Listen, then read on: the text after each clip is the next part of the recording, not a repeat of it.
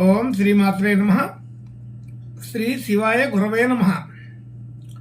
యఃకర్త జగతాం భర్త సంహర్త మహసాం నిధి ప్రణమామి తమాదిత్యం బహిరంతస్తమోపహం.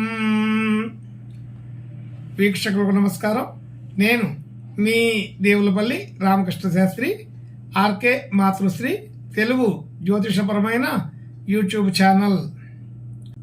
ఇప్పుడు డిసెంబర్ నెల 29వ తేదీ నుండి జనవరి నెల 4వ తేదీ వరకు గల గ్రహ స్థితిగతులని ఒకసారి పరిశీలన చేద్దాం. ధనస్సు రాశిలో సూర్యగ్రహం, కుంభరాశిలో శుక్ర శని గ్రహాలు, మీనరాశిలో రాహుగ్రహం, అలాగే వృషభ రాశిలో గురుగ్రహం వక్రస్థితి, కర్కాటక రాశిలో కుజగ్రహం వక్రస్థితి, కన్యా రాశిలో కేతుగ్రహం, వృశ్చిక రాశిలో చంద్ర బుధ గ్రహాలు సంచరిస్తున్నాయి. ఇటువంటి గ్రహ స్థితిని అనుసరించి ఈ వారం రాశులకి వార ఫలాలు తెలుసుకుందాం. ఓం శ్రీమాత్రే నమః.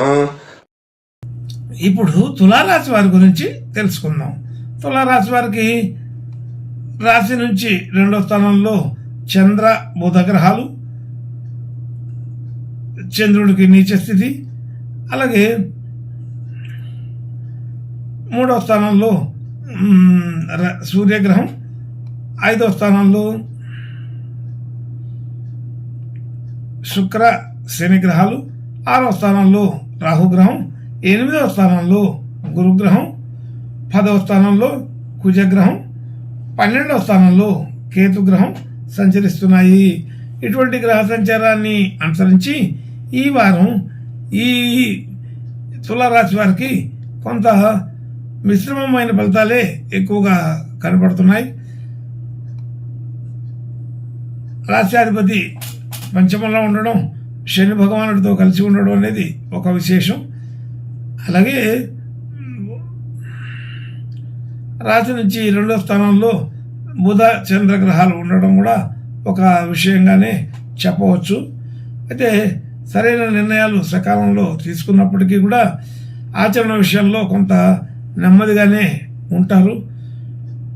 అయితే సరైన నిర్ణయాలు తీసుకున్నప్పటికీ కూడా ఒక్కొక్కసారి అమలు చేయడంలో కొంత కష్టసాధ్యంగా ఉండేవి పెట్టుకోవడం జరుగుతుంది.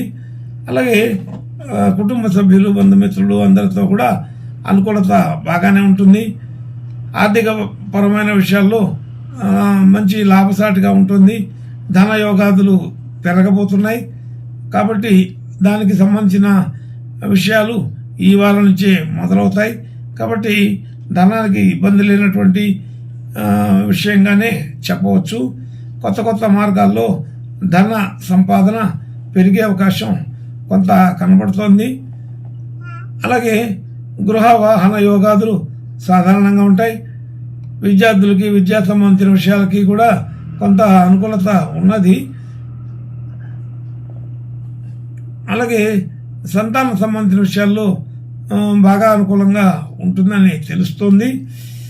ఆర్థికపరమైన ఒత్తిడులు, రుణ సంబంధించిన విషయాలు ఈ వారం కొంత సాధారణంగానే ఉంటాయి. అనుకూలపడే అవకాశం తక్కువగా ఉంది. అయినప్పటికీ మనకు రావాల్సిందంతా కూడా ధనానికి సకాలంలో వచ్చే అవకాశం తక్కువగా ఉంటుంది. వాగ్దానాలు ఎక్కువ, రాబడి తక్కువగా ఉంటుంది. అలాగే భార్యాభర్తల మధ్య అనుకూలత ఉంటూనే చిన్న చిన్న మాట పట్టింపులు, మనస్పర్ధలు వచ్చే అవకాశం కూడా కొంత కనపడుతోంది. అలాగే ఆర్థికపరమైన ప్రణాళికలు బాగానే వేసుకోగలుగుతారు. ద్రవ్య సంపదని అనుకూలంగా మార్చుకోగలుగుతారు. అలాగే భాగ్యస్థితి కొంత వృద్ధి అయ్యే అవకాశం ఉంది. ఉద్యోగ స్థితిలో అనుకూలత బాగానే ఉంటుంది. అయితే ఉద్యోగంలో ఉండే సందర్భాలు, వృత్తి, ఉద్యోగ, వ్యాపారాది అన్ని రంగాల్లో, అన్ని విషయాల్లో కూడా కొంత మధ్యస్థంగానే ఉందని చెప్పబడుతోంది.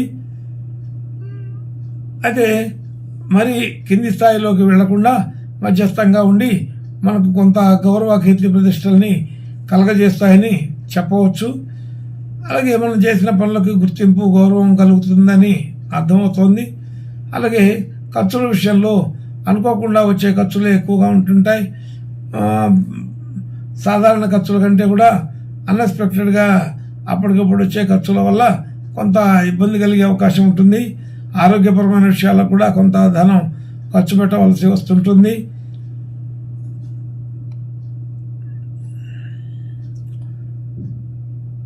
సాధారణంగా తులారాశి వారికి మంచి యోగ లక్షణాలు ఉన్నప్పటికీ కూడా ఈ మధ్య కాలంలో కొంత ప్రతికూలత వాతావరణం కూడా చూడటం జరిగింది. అయితే ఇప్పుడు మళ్ళీ ఆ ప్రతికూలత నుంచి అనుకూలమైన వాతావరణం వచ్చే అవకాశం కనబడుతోంది. ఇంకా మంచి శుభ లక్షణాలు కలగడం కోసం ఈ తులారాశి వారు ఈ వారం ఆంజనేయ స్వామి ప్రార్థన నమస్కారాలు చేసుకుంటే ఇంకా బాగా అనుకూలపడే అవకాశం ఉంటుందని తెలుస్తోంది. శుభం భూయాత్.